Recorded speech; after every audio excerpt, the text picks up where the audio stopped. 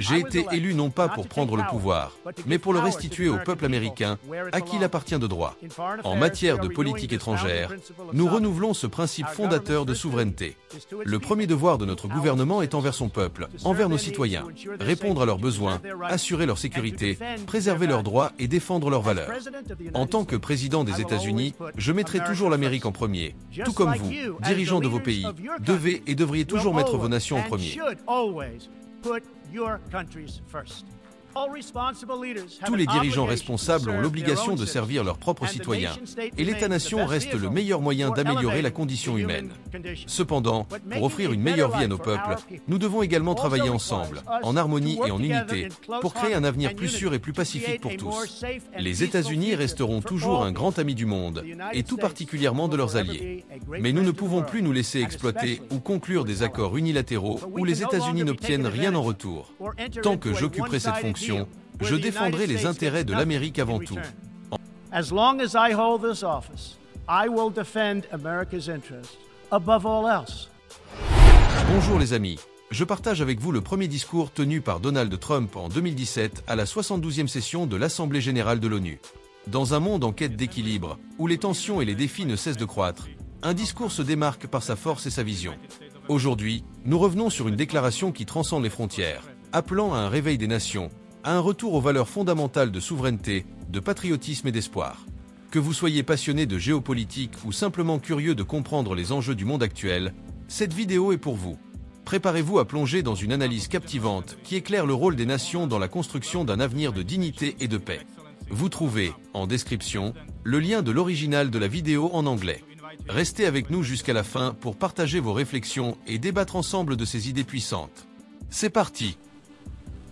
Mr. Secretary General, Mr. President, world leaders, and distinguished delegates. Monsieur le secrétaire général, Monsieur le Président, dirigeants mondiaux et délégués distingués, bienvenue à New York. C'est un honneur profond de me tenir ici, dans ma ville natale, en tant que représentant du peuple américain pour m'adresser au peuple du monde. Alors que des millions de nos concitoyens continuent de souffrir des effets des ouragans dévastateurs qui ont frappé notre pays, je tiens à exprimer ma gratitude à chaque dirigeant dans cette salle qui a offert son aide et son soutien. Le peuple américain est fort et résilient, et il surmontera ces épreuves avec encore plus de détermination qu'auparavant.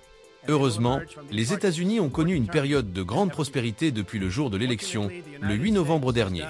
La bourse est à un niveau record, un sommet historique. Le chômage est à son plus bas niveau depuis 16 ans, et grâce à nos réformes réglementaires et autres, nous avons aujourd'hui plus de personnes employées aux États-Unis que jamais auparavant. Les entreprises reviennent, créant une croissance de l'emploi que notre pays n'a pas connue depuis très longtemps. Il vient d'être annoncé que nous allouerons près de 700 milliards de dollars à notre armée et à notre défense. Notre armée sera bientôt la plus forte qu'elle n'ait jamais été.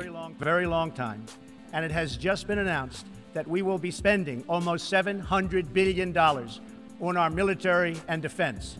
Our military will soon be the strongest it has ever been. Depuis plus de 70 ans, en temps de guerre comme en temps de paix, les dirigeants de nations, de mouvements et de religions se sont exprimés devant cette assemblée. Comme eux, je compte aborder aujourd'hui certaines des menaces très graves qui nous guettent, mais aussi le potentiel énorme qui ne demande qu'à être libéré. Nous vivons une époque d'opportunités extraordinaires. Les avancées en sciences, en technologie et en médecine permettent de guérir des maladies et de résoudre des problèmes que les générations précédentes pensaient insolubles. Mais chaque jour apporte également des nouvelles de dangers croissants qui menacent tout ce que nous chérissons et valorisons. Les terroristes et les extrémistes se sont renforcés et se sont propagés à toutes les régions de la planète.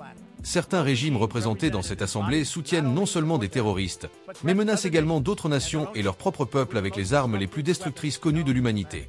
Des pouvoirs autoritaires cherchent à saper les valeurs, les systèmes et les alliances qui ont prévenu les conflits et orienté le monde vers la liberté depuis la Seconde Guerre mondiale. Les réseaux criminels internationaux, le trafic de drogue, d'armes et d'êtres humains provoquent des déplacements massifs et des migrations forcées, menaçant nos frontières. De nouvelles formes d'agression exploitent la technologie pour mettre nos citoyens en danger. En termes simples, nous nous réunissons à une époque de promesses immenses, mais aussi de grands périls. Il nous appartient entièrement de décider si nous élevons le monde vers de nouveaux sommets ou si nous le laissons sombrer dans un abîme de délabrement. Nous avons le pouvoir, si nous le choisissons, de sortir des millions de personnes de la pauvreté, d'aider nos citoyens à réaliser leurs rêves et de garantir que les nouvelles générations d'enfants grandissent à l'abri de la violence, de la haine et de la peur. Cette institution a été fondée dans le sillage de 2 guerres mondiales pour aider à façonner cet avenir meilleur. Elle repose sur la vision selon laquelle des nations diverses peuvent coopérer pour protéger leur souveraineté, préserver leur sécurité et promouvoir leur prospérité. C'est également à cette époque, il y a exactement 70 ans, que les États-Unis ont élaboré le plan Marshall pour aider à reconstruire l'Europe. Ces 3 beaux piliers, la souveraineté, la sécurité et la prospérité, sont des piliers de la paix. Le plan Marshall a été conçu autour de l'idée noble que le monde entier est plus sûr lorsque les nations sont fortes, indépendantes et libres. Comme le président Truman l'a déclaré dans son message au Congrès à cette époque, notre soutien à la reconstruction européenne est pleinement conforme à notre soutien aux Nations Unies. Le succès des Nations Unies dépend de la force indépendante de ses membres. Pour surmonter les périls du présent et réaliser les promesses de l'avenir, nous devons commencer par la sagesse du passé. Notre succès repose sur une coalition de nations fortes et indépendantes qui embrassent leur souveraineté pour promouvoir la sécurité, la prospérité et la paix, pour elles-mêmes et pour le monde. Nous n'attendons pas des pays divers qu'ils partagent les mêmes cultures, traditions ou même systèmes de gouvernement. Mais nous attendons de toutes les nations qu'elles respectent ces 2 devoirs souverains fondamentaux, protéger les intérêts de leur propre peuple et respecter les droits de chaque autre nation souveraine. C'est la belle vision de cette institution, et c'est la base de la coopération et du succès. But we do expect all nations to uphold these 2 core sovereign duties, to respect the interests of their own people and the rights of every other sovereign nation. This is the beautiful vision of this institution. And this is the foundation for cooperation. Des nations fortes et souveraines permettent à des pays divers, avec des valeurs, des cultures et des rêves différents, non seulement de coexister, mais de travailler côte à côte sur la base du respect mutuel. Ces nations fortes et souveraines permettent à leurs peuples de prendre en main leur avenir et de contrôler leur propre destin. Elles permettent aussi aux individus de s'épanouir pleinement dans la vie telle que voulue par Dieu. En Amérique, nous ne cherchons pas à imposer notre mode de vie à quiconque, mais plutôt à le faire briller comme un exemple pour que chacun puisse l'observer. Cette semaine, notre pays a une raison particulière d'être fier de cet exemple. Nous célébrons le 230e anniversaire de notre bien-aimée Constitution, la plus ancienne encore en vigueur dans le monde aujourd'hui. Ce document intemporel a été le fondement de la paix, de la prospérité et de la liberté pour les Américains, ainsi que pour des millions d'autres à travers le monde, dont les pays ont trouvé dans cette Constitution une source d'inspiration, grâce à son respect de la nature humaine, de la dignité humaine et de l'état de droit. Les plus beaux mots de la Constitution américaine sont ces 3 premiers, nous, le peuple. Des générations d'Américains ont sacrifié beaucoup pour préserver la promesse contenue dans ces mots, la promesse de notre pays et de notre grande histoire. En Amérique, c'est le peuple qui gouverne, le peuple qui décide et le peuple qui est souverain. J'ai été élu non pas pour prendre le pouvoir, mais pour le restituer au peuple américain, à qui il appartient de droit. En matière de politique étrangère, nous renouvelons ce principe fondateur de souveraineté. Le premier devoir de notre gouvernement est envers son peuple, envers nos citoyens. Répondre à leurs besoins, assurer leur sécurité, préserver leurs droits et défendre leurs valeurs. En tant que président des États-Unis, je mettrai toujours l'Amérique en premier. Tout comme vous, dirigeants de vos pays, devez et devriez toujours mettre vos nations en premier. Tous les dirigeants responsables ont l'obligation de servir leurs propres citoyens, et l'État-nation reste le meilleur moyen d'améliorer la condition humaine. Cependant, pour offrir une meilleure vie à nos peuples, nous devons également travailler ensemble, en harmonie et en unité, pour créer un avenir plus sûr et plus pacifique pour tous. Les États-Unis resteront toujours un grand ami du monde, et tout particulièrement de leurs alliés. Mais nous ne pouvons plus nous laisser exploiter ou conclure des accords unilatéraux où les États-Unis n'obtiennent rien en retour. Tant que j'occuperai cette fonction, je défendrai les intérêts de l'Amérique avant tout. En remplissant nos obligations envers nos nations, nous reconnaissons également qu'il est dans l'intérêt de tous de rechercher un avenir où toutes les nations peuvent être souveraines, prospères et en sécurité. L'Amérique ne se contente pas de défendre les valeurs exprimées dans la Charte des Nations Unies. Nos citoyens ont payé le prix ultime pour défendre notre liberté et celle de nombreuses nations représentées dans cette grande assemblée. La dévotion de l'Amérique se mesure sur les champs de bataille où nos jeunes hommes et femmes se sont battus et ont sacrifié aux côtés de nos alliés, des plages d'Europe au désert du Moyen-Orient, en passant par les jungles d'Asie. C'est un honneur éternel pour le caractère américain qu'après avoir émergé victorieux, avec nos alliés, de la guerre la plus sanglante de l'histoire, nous n'ayons pas cherché à étendre notre territoire ou à imposer notre mode de vie aux autres. Au lieu de cela, nous avons aidé à construire des institutions comme celle-ci pour défendre la souveraineté, la sécurité et la prospérité de tous. Pour les nations diverses du monde, c'est notre espoir. Nous voulons l'harmonie et l'amitié, pas le conflit et la discorde. Nous sommes guidés par les résultats et non par l'idéologie. Nous avons une politique de réalisme fondée sur des objectifs, des intérêts et des valeurs communs.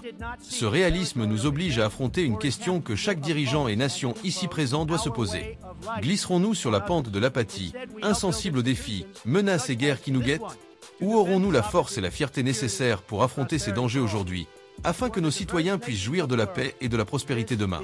Si nous voulons élever nos citoyens, si nous aspirons à obtenir l'approbation de l'histoire, nous devons remplir nos devoirs souverains envers les peuples que nous représentons fidèlement. Nous devons protéger nos nations, leurs intérêts et leurs avenirs. Nous devons rejeter les menaces à la souveraineté, qu'elles viennent de l'Ukraine ou de la mer de Chine méridionale. Nous devons respecter le droit, les frontières et les cultures, et encourager les engagements pacifiques qu'ils permettent. Conformément à l'intention des fondateurs de cette organisation, nous devons œuvrer ensemble pour affronter ceux qui menacent de semer le chaos, le tumulte et la terreur. L'accord avec l'Iran a été l'une des transactions les plus désastreuses et déséquilibrées jamais conclues par les États-Unis. Franchement, cet accord est une honte pour notre pays, et je ne pense pas que vous en ayez entendu parler pour la dernière fois. Croyez-moi, il est temps que le monde entier se joigne à nous pour exiger que le gouvernement iranien mette fin à sa quête de mort et de destruction. Il est temps que ce régime libère tous les Américains et citoyens d'autres nations qu'il détient injustement. Et, avant tout, le gouvernement iranien doit cesser de soutenir les terroristes, commencer à servir son propre peuple et respecter les droits souverains de ses voisins. Le monde entier comprend que le peuple iranien aspire au changement. Et, mis à part la puissance militaire écrasante des États-Unis, ce sont les Iraniens eux-mêmes que leurs dirigeants redoutent le plus. C'est ce qui pousse le régime à restreindre l'accès à Internet, à détruire les antennes satellites, à tirer sur des manifestants étudiants désarmés et à emprisonner des réformateurs politiques. Les régimes oppressifs ne peuvent pas durer éternellement. Et le jour viendra où le peuple devra faire un choix. Continuera-t-il sur la voie de la pauvreté, du sang et de la terreur? Ou bien les Iraniens reviendront-ils à leurs fières racines en tant que centre de civilisation, de culture et de richesse, où leur peuple pourra être à nouveau heureux et prospère? Le soutien du régime iranien au terrorisme contraste vivement avec les récents engagements de nombreux voisins à combattre le terrorisme et à en stopper le financement. En Arabie Saoudite, l'an dernier, j'ai eu l'immense honneur de m'adresser aux dirigeants de plus de 50 nations arabes et musulmanes. Nous avons convenu que toutes les nations responsables doivent travailler ensemble pour affronter les terroristes et l'extrémisme islamique qui les inspire. Nous mettrons fin au terrorisme islamique radical parce que nous ne pouvons pas permettre qu'il déchire notre nation et en vérité, le monde entier. Nous devons refuser aux terroristes tout refuge, tout transit, tout financement et toute forme de soutien à leur idéologie vile et sinistre. Nous devons les chasser de nos pays. Il est temps d'exposer et de tenir pour responsables les nations qui soutiennent et financent des groupes terroristes tels qu'Al-Qaïda, le Hezbollah, les talibans et d'autres qui massacrent des innocents. Les États-Unis et leurs alliés travaillent ensemble au Moyen-Orient pour écraser les terroristes perdants et empêcher la réémergence de refuges sécurisés qu'ils utilisent pour lancer des attaques contre nos peuples.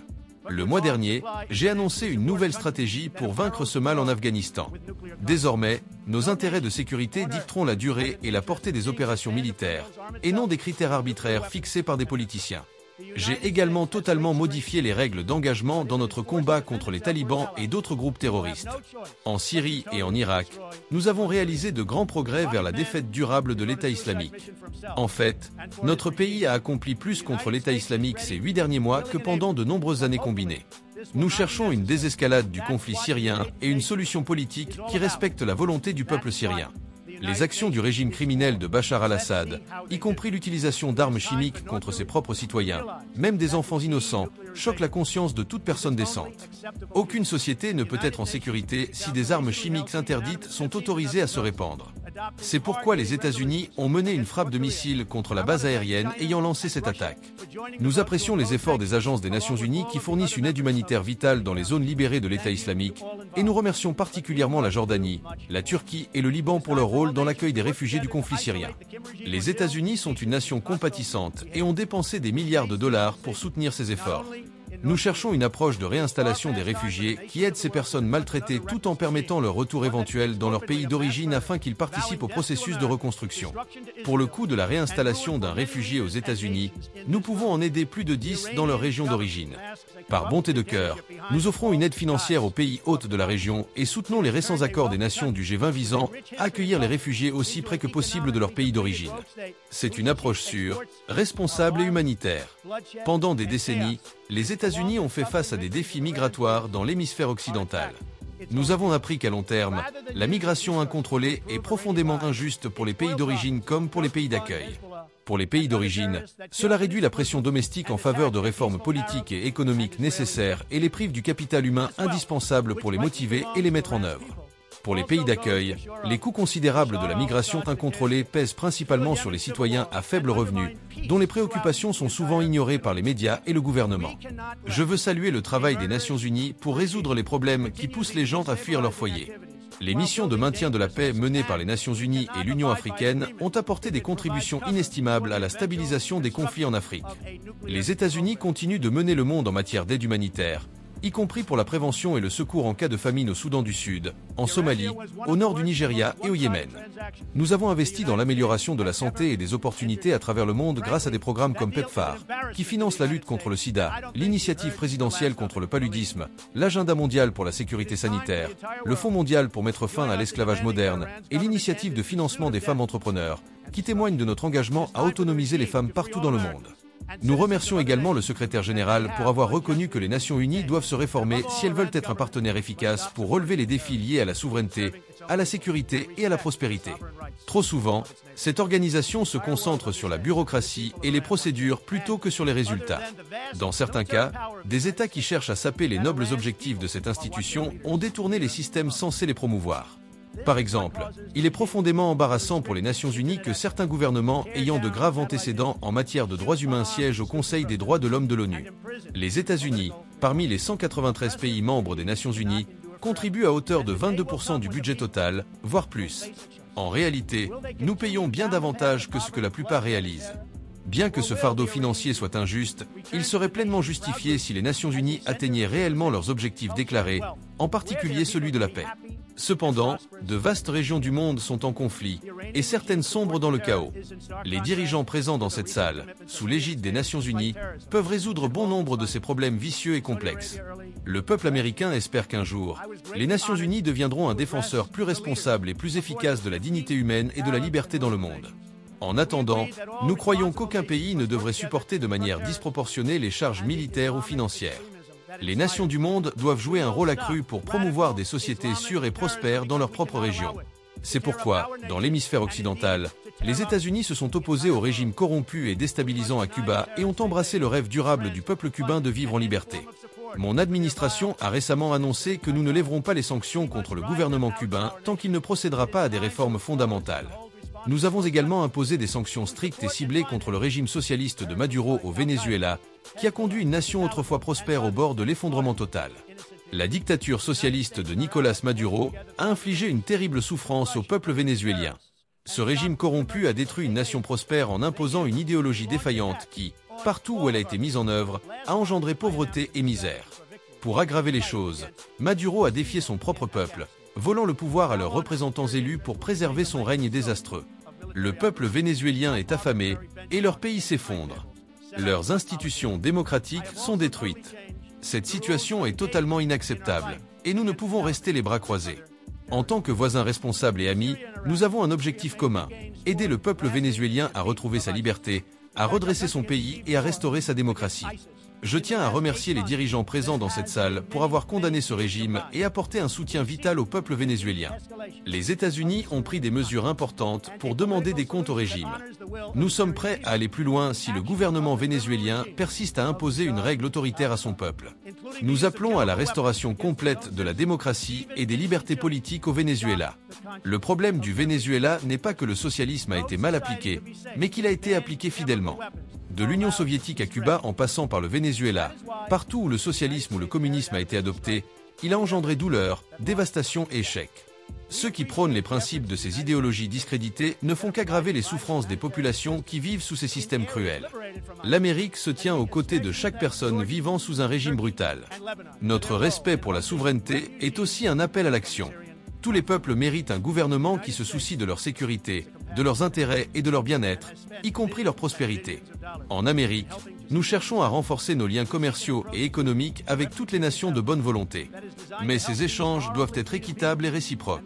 Pendant trop longtemps, on a dit au peuple américain que de vastes accords commerciaux multinationaux, des tribunaux internationaux irresponsables et de puissantes bureaucraties mondiales étaient le meilleur moyen de promouvoir leur succès. Mais alors que ces promesses étaient faites, des millions d'emplois ont disparu et des milliers d'usines ont fermé. D'autres ont contourné le système et enfreint les règles. Et notre grande classe moyenne, autrefois pilier de la prospérité américaine, a été oubliée et laissée pour compte. Mais elle n'est plus oubliée et ne le sera jamais plus. Tandis que l'Amérique poursuivra la coopération et le commerce avec d'autres nations, nous renouvelons notre engagement envers le premier devoir de chaque gouvernement, le devoir envers ses citoyens. Ce lien est la source de la force de l'Amérique et celle de chaque nation responsable représentée ici aujourd'hui. Si cette organisation veut avoir la moindre chance de relever les défis qui nous attendent, elle devra s'appuyer, comme l'a dit le président Truman il y a environ 70 ans, sur la force indépendante de ses membres. Si nous voulons embrasser les opportunités de l'avenir et surmonter ensemble les dangers actuels, il n'existe aucun substitut aux nations fortes, souveraines et indépendantes. Des nations enracinées dans leur histoire et investies dans leur destin. Des nations qui cherchent des alliés à se faire des amis, non des ennemis à conquérir. Et surtout, des nations qui abritent des patriotes, des hommes et des femmes prêts à se sacrifier pour leur pays, leurs concitoyens et tout ce qui incarne le meilleur de l'esprit humain. En nous souvenant de la grande victoire qui a conduit à la fondation de cette organisation, nous ne devons jamais oublier que ces héros qui ont combattu le mal ont également combattu pour les nations qu'ils aimaient. Le patriotisme a poussé les Polonais à mourir pour sauver la Pologne, les Français à se battre pour une France libre et les Britanniques à rester fermes pour la Grande-Bretagne. Aujourd'hui, si nous ne nous investissons pas, avec notre cœur et notre esprit, dans nos nations, si nous ne construisons pas des familles solides, des communautés sûres et des sociétés saines pour nous-mêmes, personne d'autre ne le fera à notre place. Nous ne pouvons attendre d'autres pays lointains ou de bureaucraties éloignées qu'elles règlent nos problèmes, construisent notre prospérité ou garantissent notre avenir. Sinon, nous serons vulnérables à la décadence, à la domination et à la défaite. La véritable question posée aujourd'hui aux Nations Unies et à tous ceux dans le monde qui espèrent une vie meilleure pour eux-mêmes et leurs enfants est simple. Sommes-nous encore patriotes? Aimons-nous nos nations suffisamment pour protéger leur souveraineté et assumer leur avenir? Les révérons-nous assez pour défendre leurs intérêts, préserver leur culture et assurer un monde pacifique pour leurs citoyens? L'un des plus grands patriotes américains, John Adams, a écrit que la révolution américaine avait été accomplie avant même le début de la guerre. La révolution résidait dans les esprits et les cœurs du peuple. Ce fut le moment où l'Amérique s'est éveillée, où nous avons regardé autour de nous et compris que nous étions une nation. Nous avons réalisé qui nous étions, ce que nous valorisions et ce pourquoi nous étions prêts à donner nos vies. Dès ces premiers instants, l'histoire américaine est celle de ce qui est possible lorsque les peuples prennent en main leur avenir.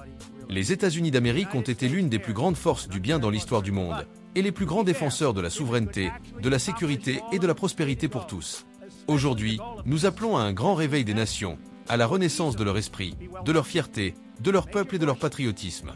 L'histoire nous demande si nous sommes à la hauteur de la tâche. Notre réponse sera un renouvellement de notre volonté, une redécouverte de notre détermination et une renaissance de notre dévotion. Nous devons vaincre les ennemis de l'humanité et libérer le potentiel même de la vie. Notre espoir est un monde composé de nations fières et indépendantes, qui embrassent leurs devoirs, recherchent l'amitié, respectent les autres et s'unissent autour de l'intérêt commun le plus grand, un avenir de dignité et de paix pour les peuples de cette magnifique terre. C'est la véritable vision des Nations Unies, l'aspiration ancestrale de tous les peuples et le plus profond désir qui habite chaque âme sacrée. Alors, que cela soit notre mission et que ce soit notre message au monde. Nous combattrons ensemble, nous nous sacrifierons ensemble et nous resterons unis pour la paix, pour la liberté, pour la justice, pour la famille, pour l'humanité et pour Dieu Tout-Puissant qui nous a tous créés. Je vous remercie. Que Dieu vous bénisse. Que Dieu bénisse les nations du monde. Et que Dieu bénisse les États-Unis d'Amérique. Merci beaucoup. So let this be our mission, and let this be our message to the world. We will fight together, sacrifice together, and stand together for peace, for freedom, for justice, for family, for humanity, and for the Almighty God who made us all. Thank you. God bless you. God bless the nations of the world, and God bless the United States of America. Thank you very much.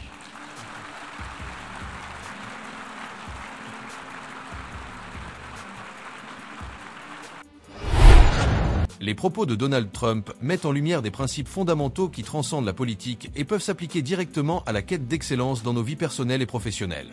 Ils appellent à l'autonomie, à l'engagement et à la recherche d'un avenir meilleur pour soi-même et sa communauté. Voici 5 leçons principales que chacun peut appliquer pour aller d'excellence en excellence. La première leçon réside dans l'importance de valoriser la souveraineté et l'indépendance. Trump affirme que pour progresser, les nations doivent être maîtres de leur destin, sans dépendre excessivement d'autres entités. De manière similaire, dans la vie personnelle, il est essentiel de s'affirmer et de prendre ses propres décisions sans se laisser influencer par les attentes ou jugements des autres. Cela pourrait signifier dire non à des opportunités qui ne correspondent pas à vos valeurs profondes. Sur le plan professionnel, cela revient à développer vos compétences et votre expertise pour devenir indispensable dans votre domaine. Par exemple, en vous formant régulièrement ou en innovant dans votre approche. La deuxième leçon souligne la nécessité d'adopter une vision claire et engagée. Trump insiste sur l'importance d'une direction forte guidée par des valeurs fondamentales comme la liberté et la prospérité. Dans votre vie personnelle, cela pourrait se traduire par une planification réfléchie de vos objectifs à long terme, comme l'amélioration de votre bien-être ou de vos finances, avec des étapes concrètes pour y parvenir. Au travail, cela signifie clarifier vos ambitions, comme obtenir une promotion ou lancer un projet, et établir un plan stratégique pour atteindre ces objectifs. Ensuite, Trump critique les institutions inefficaces et appelle à identifier et corriger les failles pour obtenir des résultats tangibles. Dans votre quotidien, cela signifie examiner vos habitudes et changer celles qui ne servent pas vos intérêts. Par exemple, si vous passez trop de temps sur des distractions, adoptez des alternatives enrichissantes comme lire ou apprendre une nouvelle compétence. Professionnellement, cela implique d'évaluer vos méthodes de travail et de proposer des améliorations. L'utilisation d'outils modernes ou la simplification de processus complexes peut vous faire gagner en efficacité et en productivité. Une autre leçon essentielle concerne l'investissement dans ce qui compte réellement. Trump insiste sur la construction de familles solides, de communautés sûres et de sociétés prospères. Sur un plan personnel, cela vous invite à renforcer vos liens familiaux et amicaux en passant du temps de qualité avec vos proches. Professionnellement, cela se traduit par le fait de nouer des relations solides avec vos collègues, mentors ou partenaires, et de continuer à vous former pour rester à jour et compétitif. Enfin, Trump met en avant le patriotisme comme une source de motivation et d'action. Dans la vie, cela signifie être fier de vos origines et de vos réalisations et utiliser cette fierté pour rester motivé face aux défis. Vous pourriez, par exemple, fixer des objectifs ambitieux qui reflètent vos valeurs profondes. Au travail, cela pourrait se traduire par un engagement sincère envers votre organisation ou vos projets, en contribuant à leur succès avec conviction et détermination. En conclusion, ces 5 leçons tirées des propos de Donald Trump soulignent l'importance de l'autonomie, de la clarté, de l'adaptation, de l'investissement dans ce qui compte et de l'attachement à ses valeurs fondamentales. Et vous, dans quelle dimension de votre vie appliquez-vous déjà ces principes ? Y a-t-il une leçon en particulier qui résonne avec vos aspirations ? Partagez votre avis en commentaire et discutons ensemble de la manière dont ces idées peuvent nous aider à construire un avenir meilleur.